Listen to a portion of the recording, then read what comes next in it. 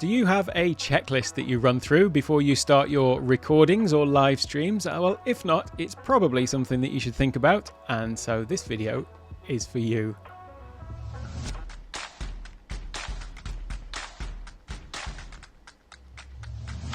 Hello and welcome to Take One Tech. My name's Alec and today we are talking all about checklists.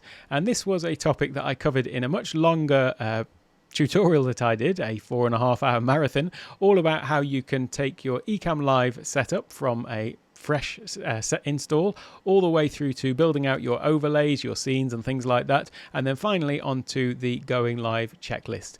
And I'll link to that video in the description and also in the top corner here as well. And incidentally, there is a download pack that goes with this as well. So if you go to my website, takeonetech.io, you'll see that full tutorial right at the top of the page as well. But then just below that, you'll see details of how you can download that free pack that includes this checklist, but then also a range of overlays for your Ecamm Live or OBS productions and the original source files as well, so that you can edit those templates and really make them your own. So let's get back to our checklist. And before I go on, I'd like to tell you about a really great book, which I can highly recommend, by Atul Gawande, called The Checklist Manifesto. Of course, I'll leave a link to it down below, but it's all about what happened when they did a study whereby they introduced aviation-style checklists into the medical world. I'm sure many of you are aware that there are very rigorous procedures involving checklists for all kinds of, all aspects of flight, basically. So whether it's starting an engine to take off and landing, it's all well documented, and they have to go through a strict procedure of checks before they can carry out any actions, and that is to minimize the risk of human error and make sure that everything is as it should be. Well, unbelievably, those sorts of checklists were not in place with in the medical world in hospitals for quite some time. But after this study, they found that it significantly reduced the number of fatalities during medical procedures. So not from the actual illness or injury itself, but from the actual accidents that happened during the medical procedures themselves. It really is amazing what a difference having a checklist can make to to the medical world and to aviation, but also to your simple productions. I don't want to say they're simple. They're far from it, are they? They're highly complex pieces of works of art. Well, it is very easy to forget the most simple of things, and so I'm just saying this now so that when I go through this list, you don't think, well, these things seem obvious. That is the point. The point of a checklist is to be there to catch you from making those silly mistakes, from forgetting the most minor of details that could have a major impact on your productions. Now, I've split it down into a few different sections covering different sort of logical areas of your production, such as audio, lighting, cameras, and so on. So we'll just go through those. There's about 5 for each one. And then, as I say, these are available in that download pack as well. So we're going to start with audio. I'm going to move out of the way slightly so that I leave room for my little bullet points, which I've cleverly prepared here. So the first one is the audio interface on? Whether you've got a hardware or software audio interface, again, it's pretty obvious, isn't it? But is it actually switched on? And it might not be quite as hard to miss on a hardware interface with like a Rodecaster Pro with lots of lights and things like that on it. But with audio hijack, it is sometimes easy to miss whether you have actually got it active. And I don't know what particular audio interfaces you are using, but it's certainly worth having this in your list to just make sure it is on and active. Next, to make sure that the source selected is correct. So in my case, coming back to this audio hijack, just making sure that my input is set as the correct microphone, or you may have an audio interface that has multiple inputs, and making sure that you have your main microphone, the one that you're going to be speaking into, is active, and any microphones of your guests as well are active, if they need to be. Next is the signal processing that you have correct, if indeed you are using any. So, for example, I also use my setup for recording a podcast, but the point is that I have different signal processing set up with my audio hijack and with my Shure Motive app, depending on what I'm doing, whether I'm recording this or whether I'm recording the podcast. So I have to make sure that it is correct for whatever I'm about to do, and so that is the use for that. And you may have the same thing, different settings on maybe on your Rodecaster or your audio interface. So it's just a case of going and checking that those are all correct for, again, what it is you are about to do. Next is audio levels, checking that they are correct for you and any other pieces of audio that you're going to be using in your production, any guests, any sound effects or things like that, just making sure that they are all correct. Next we have the hardware mute, the famous one. You're on mute. It's so easy these days, isn't it, to forget about it, and especially if you are using your setup like I do as well to switch between doing this and also having Teams meetings, Zoom calls and things like that for work. Often settings get changed, don't they, during those processes. So it's important to make sure that you have got everything set up correctly. And one of those is the mute. The Shure MV7 does have a little hardware mute button, so it is easy to sometimes press that by accident or intentionally during a call or something like that, and then come to record and forget that you've got it on. So definitely a good one to remember to check there. Next, after audio, let's have a think about lighting. So again, are they switched on? This is going to be a theme throughout this. Is it switched on? It's so easy to forget sometimes. And you'd think, well, how can you forget your lighting? If you've got a big key light that's right in front of you, how can you forget to switch it on? And yes, that might be quite obvious. But if you have some other little accent lights around, then in your background or something like that, then those are the ones that are easy to miss sometimes and you might forget to put them on. So just worth going through, and if you've got 5 lights, just have 5 little checks that you mentally run through to make sure that they are all on. Next, are they in the right positions? Maybe again you move your setup around, or you don't have a sort of permanently fixed lighting, then just check that they are all correct for whatever it is you're about to do. If you have made any changes or adjustments to them since your last recording or your last stream. Next is color and temperature. Now this is something that applies to me because I actually, as I say, use this setup for different use cases. So I've got a couple of colored lights in the background. I don't mean the actual background because that's just a green screen, but I do have a couple of colored lights off to the side that sort of simulate the color that is in that background image. And so I need to make sure that they are on and to the correct color. Now when I have my Zoom calls, you might find this hard to believe, but for business meetings, I don't actually have purple and neon blue shining on me from the sides. So I need to make sure that that is switched off or changed to a different color. And I also have a very different background to me during my work hours. And so I need to make sure that the lighting is sort of sympathetic with the warmth and the colors tone in the background as well. So I do make sure that my color and temperature is changed depending on what I'm doing. And so it's part of my checklist to make sure it is correct. Next, we have the brightness. Similarly, again, making sure it is right for whatever you are doing. These things are all pretty much linked, aren't they? But they all do deserve their own little checkbox as we go through them, because they are all things that you want to check. And that is the point of a checklist, having it being comprehensive to cover all of the things that you might want to check for or that you might forget to do. And I certainly could forget to do all of these. Now, I'm not professing here to be any expert in lighting or cameras or photography or film or anything by any stretch, but they are nevertheless the things that I go through to try and improve my output to the best of my ability. Incidentally, if anybody does have any tips about how things could be improved with the quality of my video or audio, I'm always happy to hear about those. So do go ahead and leave those in the comments. I'll receive them very gratefully. Next, we come on to batteries. So all of my lights at the moment are actually wired anyway, so I don't have any batteries to think about, but I just thought I'd put it in there because I know some people do use some sort of portable lights in the background, and so just make sure that your lights are all charged if indeed they need to be. Next one is cameras.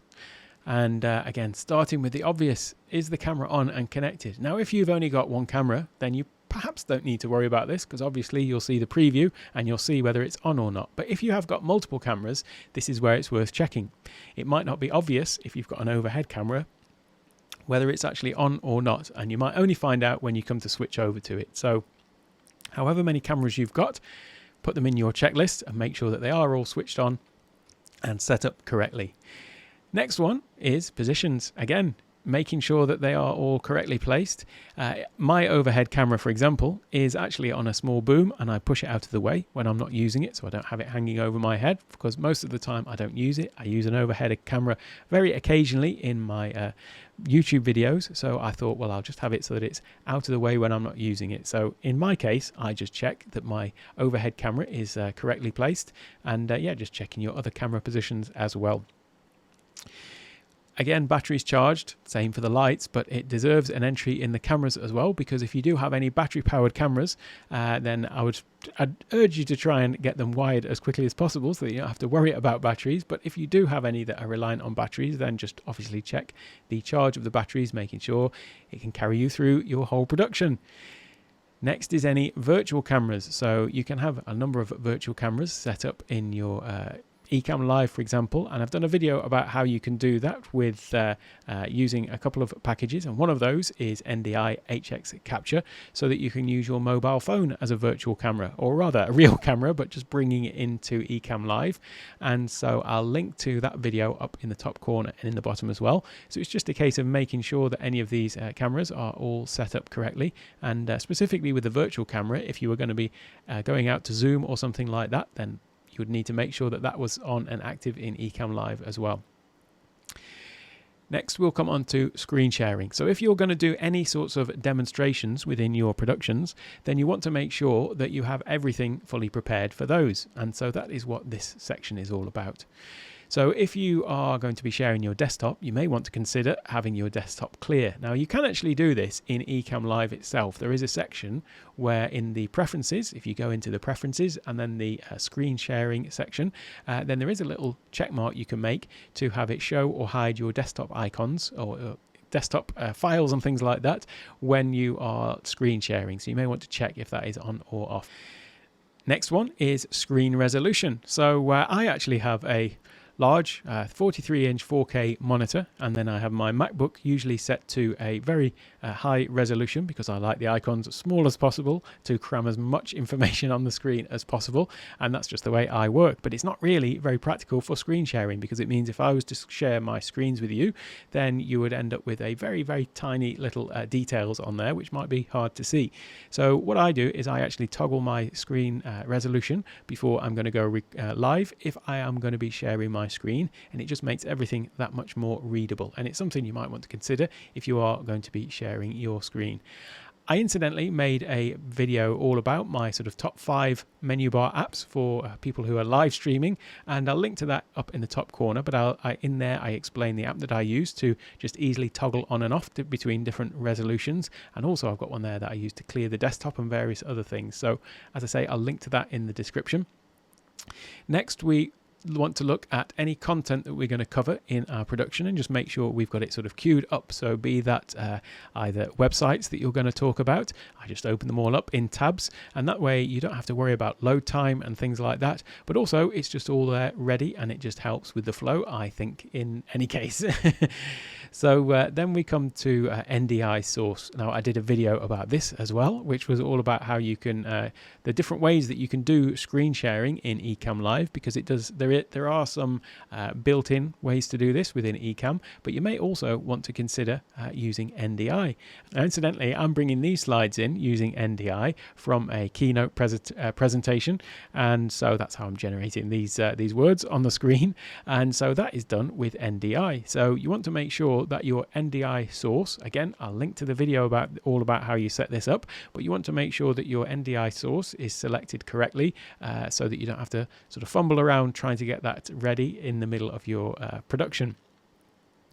And the next one is window sizes. Now, if you are using either NDI or if you're using the built-in features, then just make sure that you do have your windows sized correctly. If you're going to be sharing the sort of application, then you want to make sure that that is going to look correct. And so it's worth just checking those sorts of things before you actually go live to make sure that when you flick the switch and load up that little shot of whatever it is on your screen, your application window or something like that, that it does all fit perfectly in whichever bounding box, or if you've got like an overlay with a boundary around it, making sure that the things all fit in there perfectly. So those are the sorts of things that I go through when I'm about to do a video that make sure that my screen sharing goes a little bit more smoothly. Not to say that it's faultless. There's always things that crop up, and that's the thing about these checklists, by the way, is they're always organic, and we're always learning from the little slip-ups and mistakes we have, and so they tend to just get longer and longer with time. Next one is just general performance of your Mac. Now this is all the more important for me because I'm actually recording all of this, running Keynote, running Ecamm Live and various other things. I'm doing it all on a 8-year-old Mac, a 2013 MacBook Pro. Top of the line at the time, but now it is technically obsolete. But still, it's managing. I must say I'm pushing it to about its limits. However, there are a number of things that you can do to improve on the performance of your machine and make sure that you get the most out of it. So first of all, close all apps that you do not need for your presentation or your production. Obviously, seems a bit obvious, but nevertheless, worth going through and just seeing which ones you've got open in your dock and just closing down all those non-essential apps. And by the way, this goes for even if you've got a very fast Mac and got one of the new M1s or whatever they're up to at the time of watching this video, it's still always worth closing down anything unwanted that you're not going to be using during your production. Next is menu bar apps. There are a lot of apps that run on your computer that you may not immediately know about or that may have forgotten about that are sitting up in your menu bar. And so yeah, go through there, have a little clear out and close anything that you don't need.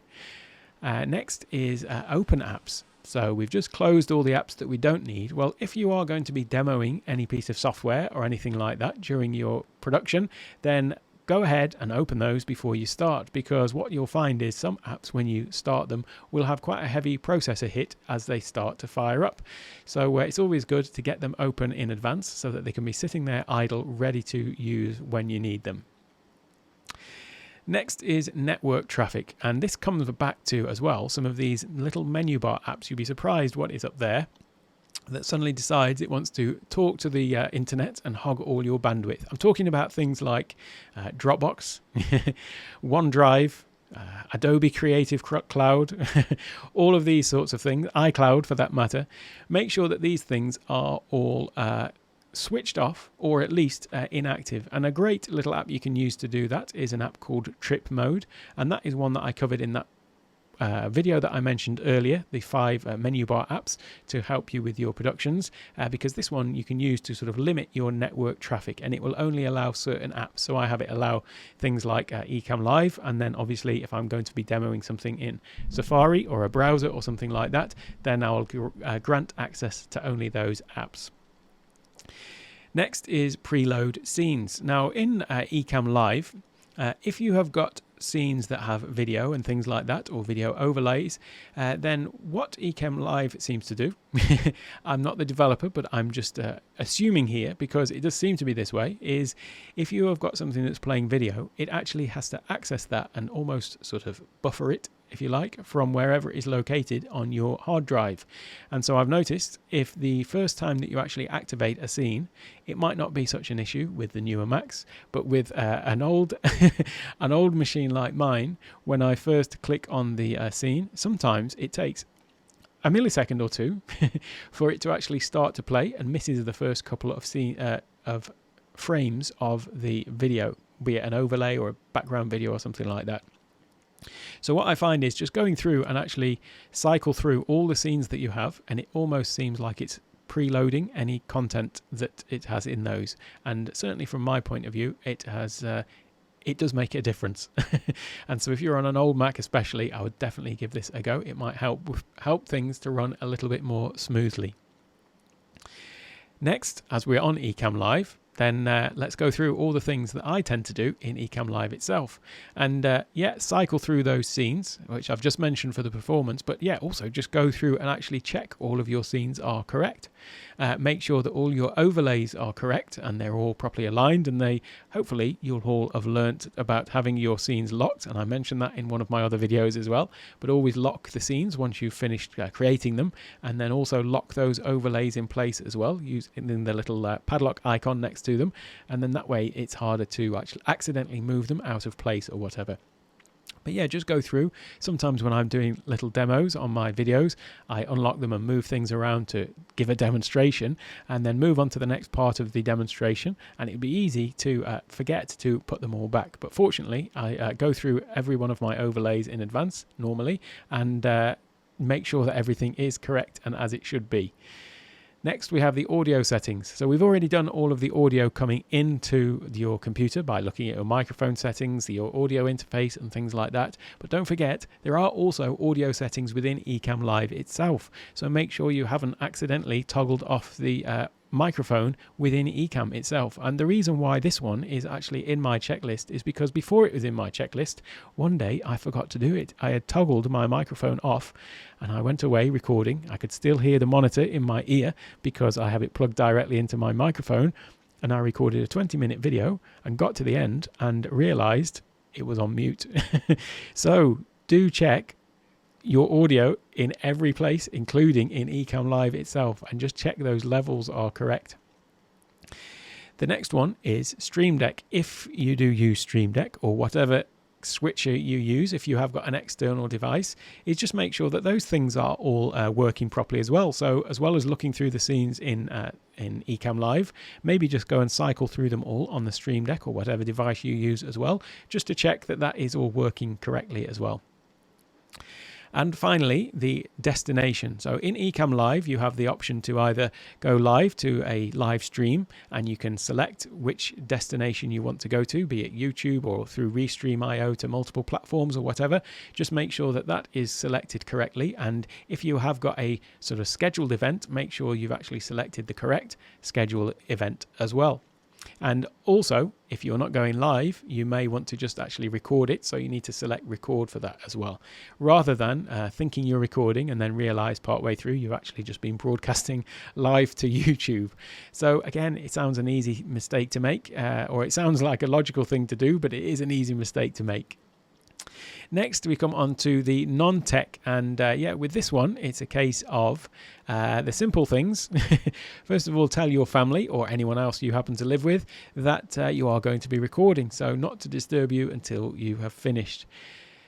Next, close doors, close windows. Sounds obvious, but yeah, try and eliminate any external noise as much as possible.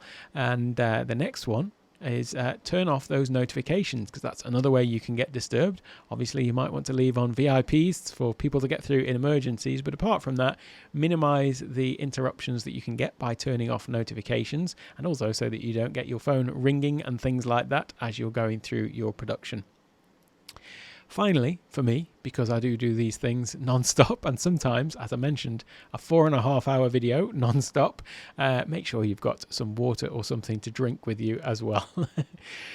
And so there we go. Those are my basically sort of 7 sections with 5 items in each one. And that is the sort of checklist that I go through before I start my productions. And so it might be something that you want to think about as well. If you found this at all useful, then please don't forget to go down and hit that like button, and also subscribe to the channel and turn on notifications to get notified whenever I release any new content. And by the way, if you've got any suggestions about anything that you would like to see covered in the channel, or anything that you think I could improve on in the channel in terms of anything really, the sound quality, the video quality, or anything like that, I'm always happy to hear these things, because at the end of the day, I'm just here to sort of improve on my skill set as well. So I'm always happy to receive those sorts of suggestions. Now don't go anywhere, because I've got more great videos coming up next, and I'll leave a link to some of those over on the right hand side. But until the next one, have an absolutely wonderful day.